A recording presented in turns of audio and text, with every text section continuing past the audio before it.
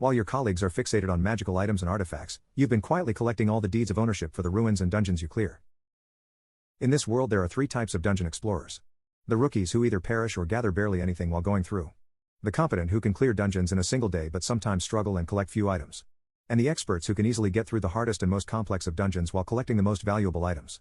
And then there is me, but I suppose I should give some context first, since you probably do not know. Dungeons are strange and unnatural structures which appear in our world at random when enough magical energy gathers in one place with at least one monster. The magic turns that monster into the ruler and lord of the dungeon and gives them the total control over it and the core of the dungeon, along with increasing its general power and intelligence. The more magic which gather, the bigger the dungeon and the stronger its lord.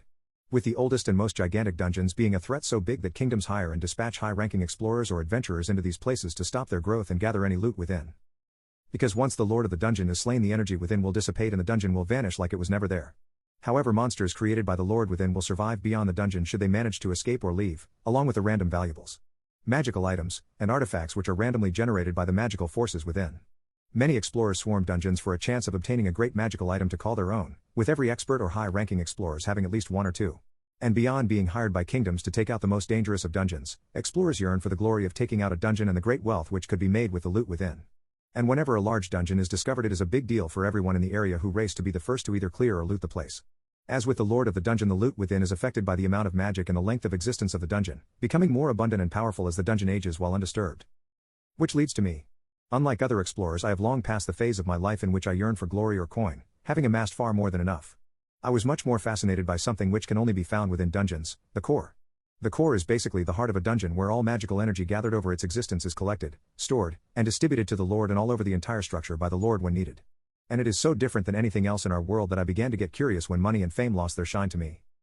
So with each dungeon I tried to learn more and more of the core and dungeons overall.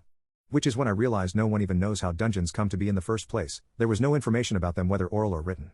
No one since ancient times had ever thought to research them before, whether because it was dangerous or all other explorers were just hungry for what is within instead of the structures themselves. However, through talking with the lords moments before their deaths by my hand and my own research in dungeons and on the cores, I was able to learn a lot. The creation process I had already described was something I uncovered and pieced together with the claims of the various lords.